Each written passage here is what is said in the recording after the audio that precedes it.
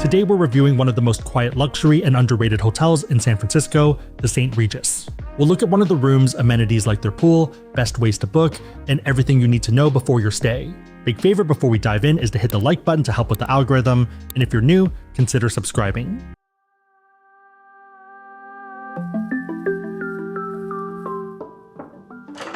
Welcome to the Grand Deluxe room at the St. Regis San Francisco. Let's check out the view.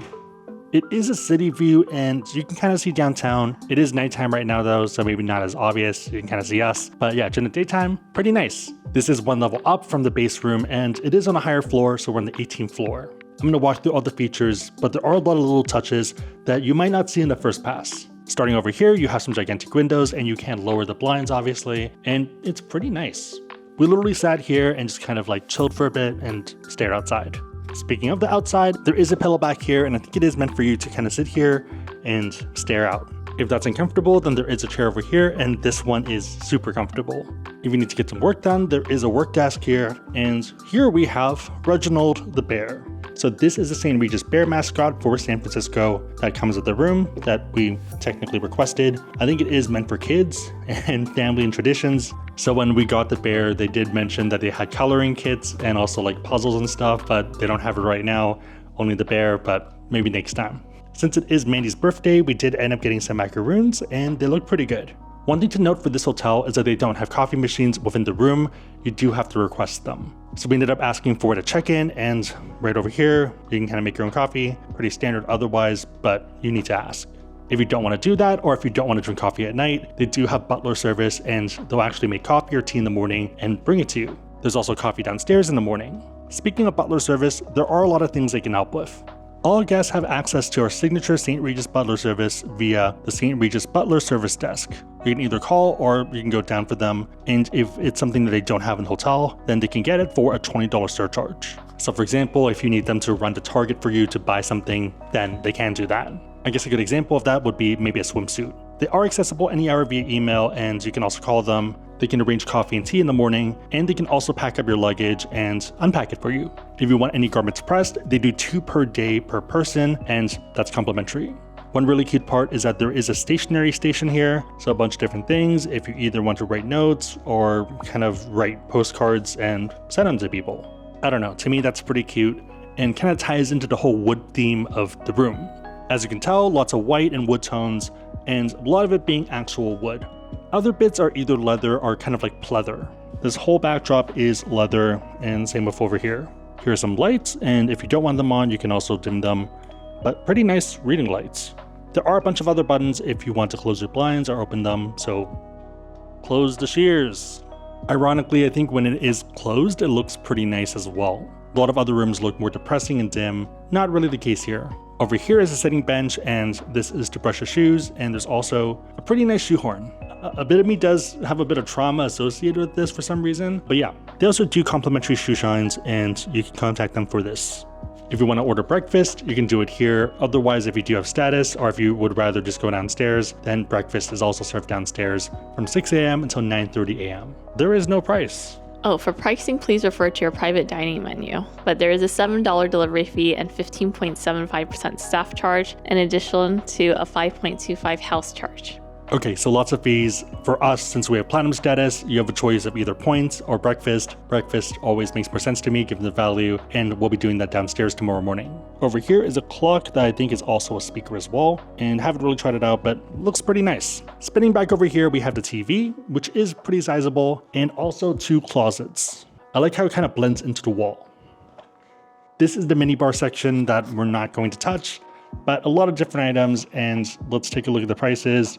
Wow. Yeah, the cashews are $14. Most of the snacks, like potato chips, are $10. And then the drinks and such are pretty wow. I don't think Kettle One should be $80. That's crazy. That's a little small one for $80. Dang.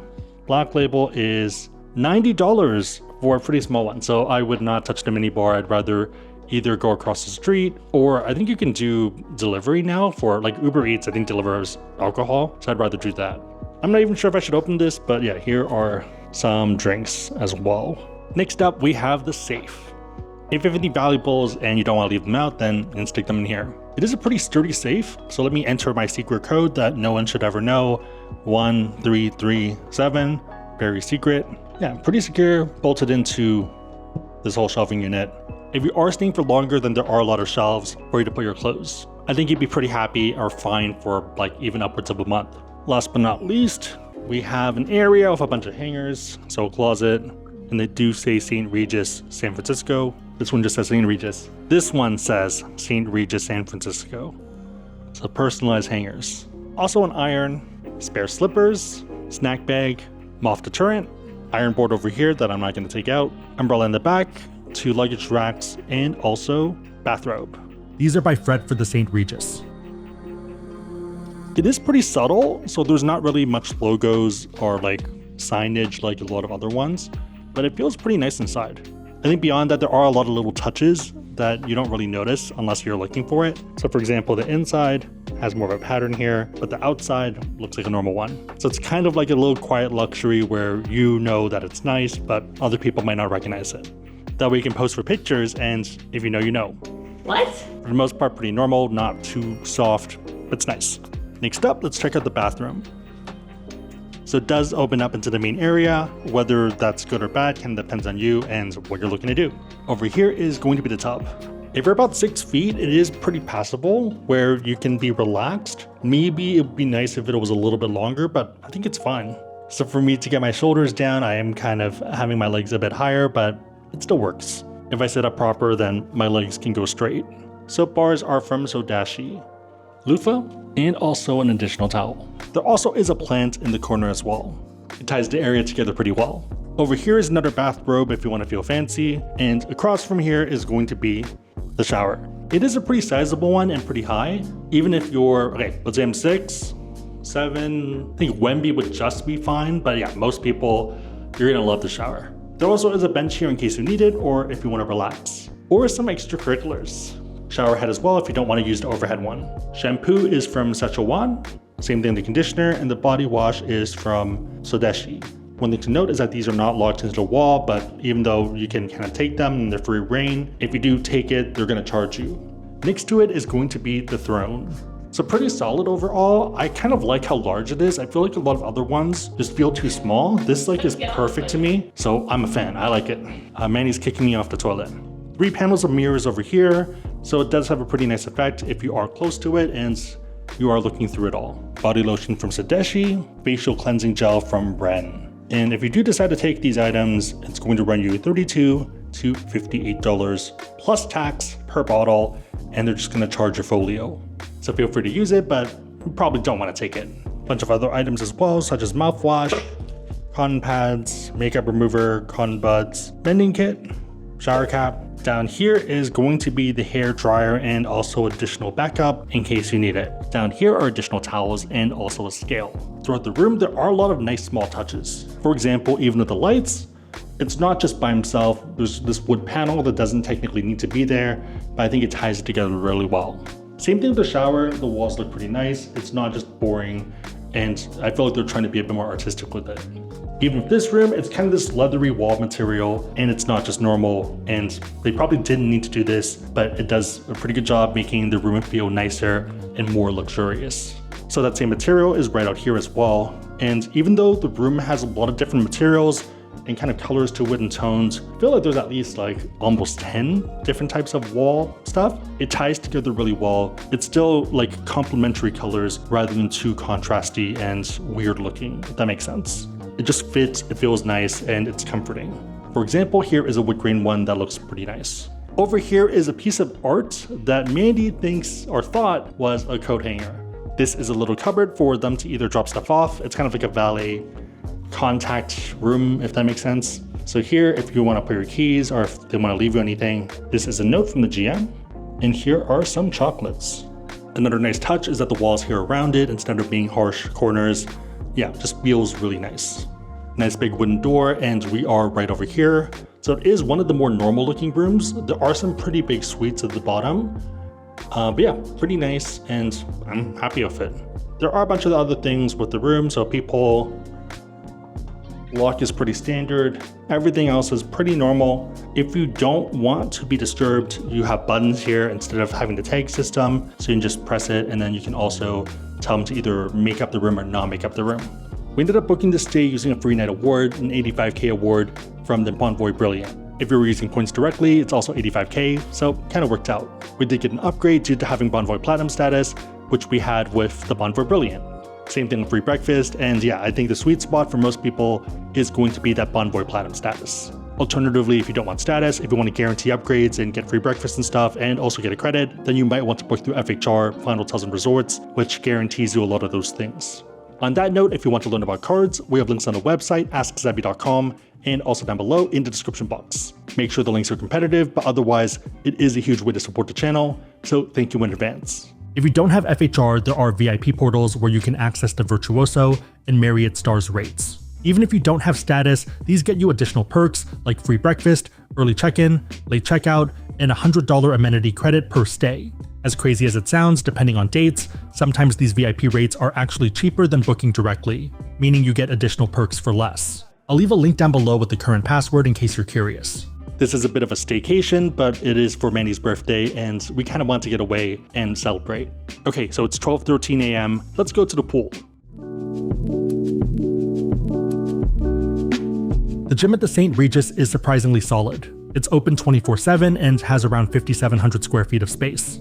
You'll find techno gym equipment, Peloton bikes, free weights, and most of the usual cardio machines. There's also a separate yoga and meditation room that's open all day. One of the really cool things about the pool is that it is 24/7 and it's pretty photogenic. So it's pretty big over here and there's going to be a circle and that leads into a seating area. Also, in case you're wondering, let's test how warm the water is. Pretty warm. If you don't want to swim, then this is a great option to lounge around and relax. Again, 24/7, no lifeguard. It's 10:45 right now. We're probably going to come back in about an hour. Yeah, I don't know. Something about midnight swimming is always fun to me. Also, a lot of openings here that help with showing how big the place is. Over here are some orchids. I touched with my nose by accident. They are real. Yes, this is real. Future Sebby will touch back in once we're in the pool. 1 hour later.